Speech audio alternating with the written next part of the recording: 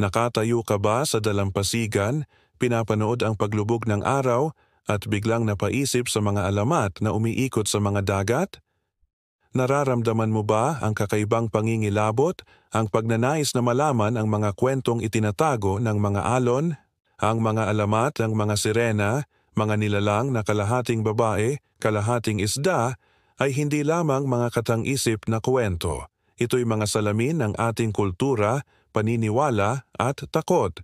Sa Visayas, isang rehiyon na mayaman sa mga alamat at kagandahang dagat, may isang natatanging alamat na nakagapos sa mga kuweba at sa mga alon, ang alamat ng mga sirena. Ngunit ano nga ba ang tunay na kwento ng mga sirena ng Visayas?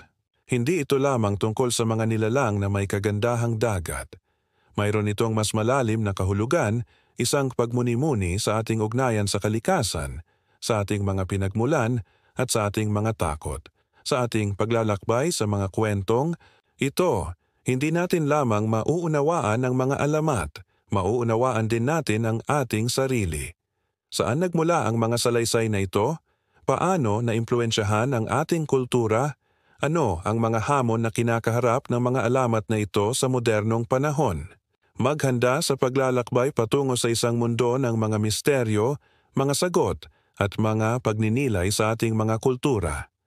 Isipin mo ang mga kwentong ito bilang mga talaan ng ating mga ninuno, mga kwento na binibigkas mula sa henerasyon hanggang sa henerasyon, mga kwento na nagbabahagi ng mga aral at mga paniniwala.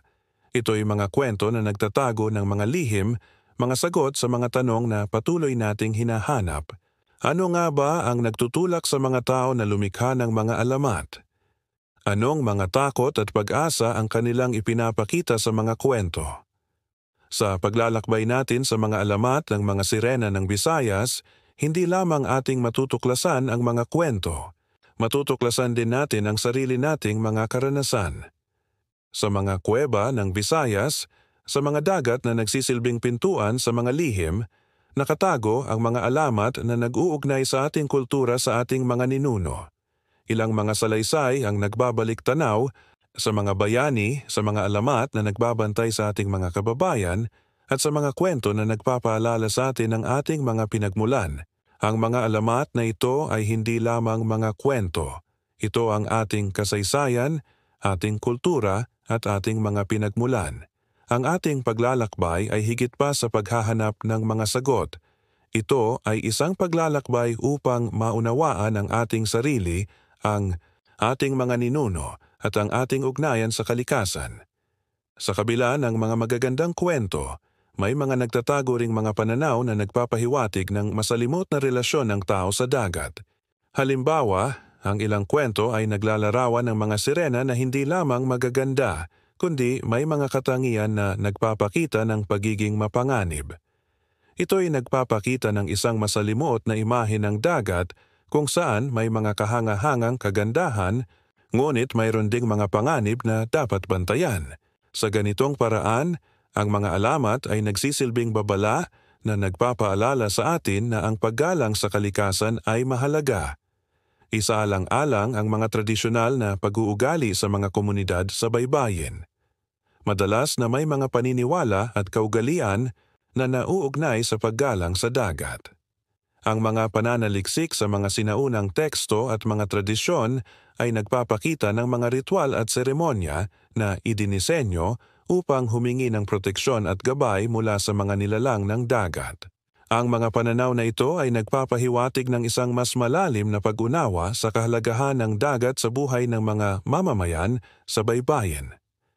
Nangangahulugan ito na ang mga alamat ay hindi lamang mga kwento, kundi pati na rin mga gabay sa buhay. Higit, parito, ang mga alamat ng mga sirena ay nagmumula sa mga obserbasyon ng mga katangian ng dagat. Ang kagandahan ng mga kulay ng dagat, ang mga kakaibang anyo ng mga alon, at ang mga misteryosong tunog ay maaaring nag-udyok sa mga tao na lumikha ng mga alamat na naglalarawan ng mga nilalang na mayroong koneksyon sa mga himala ng karagatan.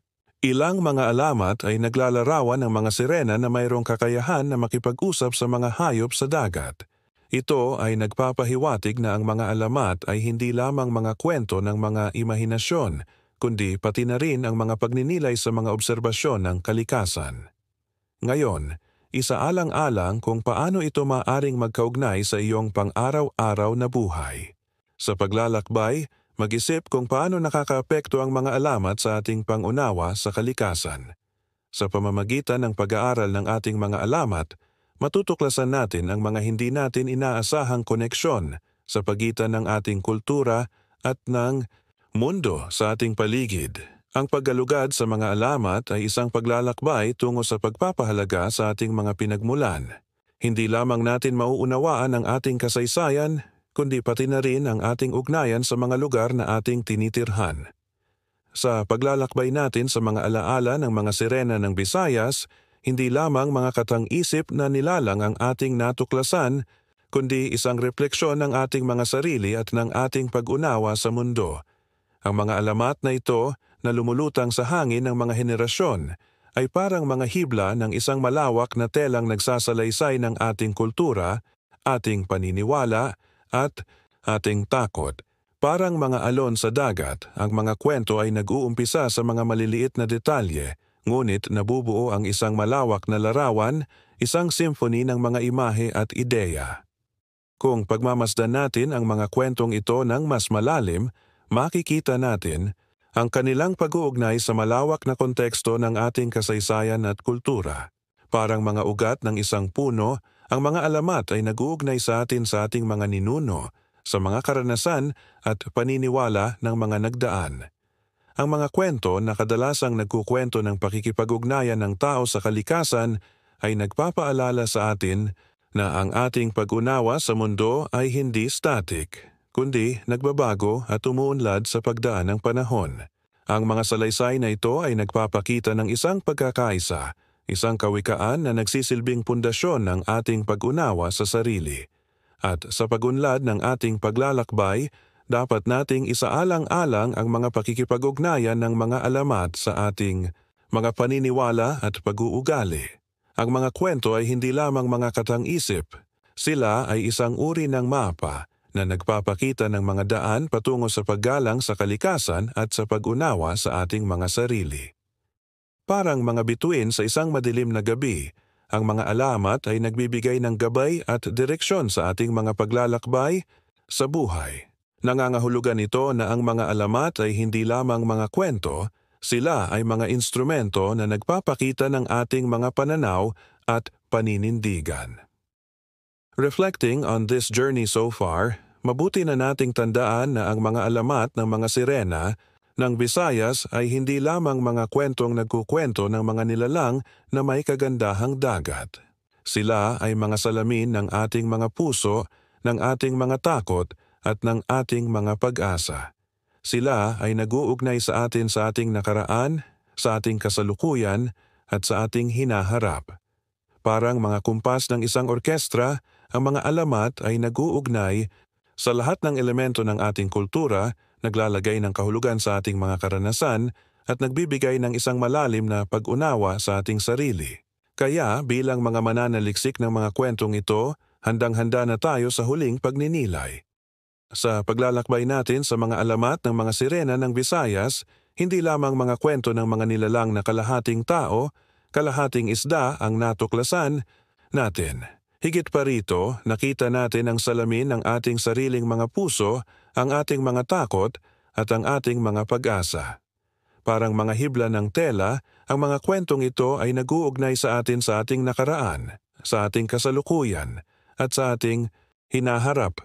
Ang bawat kwento, bawat detalye, ay nagbubuo ng isang malaking larawan, isang malalim na pag-unawa sa ating kultura, sa ating ugnayan sa kalikasan, at sa ating mga pinagmulan. Ang mga sirena sa kanilang kagandahan at misteryo ay nagsisilbing paalala sa atin ng kahalagahan ng paggalang sa mga kayamanan ng ating kapaligiran. Ang mga alamat ay nagpapakita ng ating pag-asa at takot, ang ating paggalang at pag-aalinlangan sa harap ng mga misteryo ng dagat. Sila ay mga gabay, mga tagapag-alala, na ang ating ugnayan sa kalikasan ay hindi dapat maging pagsasamantala, kundi paggalang at pag-unawa. Ang mga alamat ay nagpapaalala sa atin na ang pag-unawa sa ating kasaysayan ay hindi lamang isang paglalakbay sa nakaraan, kundi isang paglalakbay rin tungo sa pag-unawa sa ating sarili sa kasalukuyan. Sa pagninilay sa mga alamat na ito, nagkakaroon tayo ng mas malalim na pag-unawa sa ating mga sarili. Ang ating mga takot, ating mga pag-asa, at ating mga mitiin ay nakapaloob sa mga kwentong ito. Ang mga sirena ay hindi lamang mga nilalang ng kagandahan at misteryo. Sila ay mga refleksyon ng ating mga pag-uugali, ating mga paninindigan at ating mga damdamin. Sila ay nagbibigay ng pag-unawa sa ating mga puso, sa ating mga takot at sa ating mga pag-asa. Sapagkat sa pagtingin natin sa mga alamat, nakikita natin ang ating sarili sa mga kwento. Ngayon, sa pagtatapos ng ating paglalakbay, hindi natin lamang natuklasan ang mga alamat, kundi natuklasan din natin ang ating sarili. Ang mga alamat ay nagsisilbing isang pag-uugnay sa ating kasaysayan at kultura na nagpapakita ng ating mga paniniwala at mga takot. Ang mga kwento ay nagbibigay ng isang paraan upang maunawaan natin ang ating mga sarili at ang ating mga pinagmulan. Ang bawat kwento ay isang aral, isang gabay na nagpapakita ng ating mga pag-asa at ang ating mga takot, ang ating mga paggalang at ang ating mga pangarap. Ang tunay na pag-unawa ay nagsisimula ngayon. Magpatuloy sa paghahanap, sa paggalugad, sa pag-unawa sa mga salaysay na itinatago ng ating kultura. Hayaan ang mga alamat na maging tagapag-udyok sa inyong paglalakbay sa pag-unawa sa sarili at sa ating mga pinagmulan.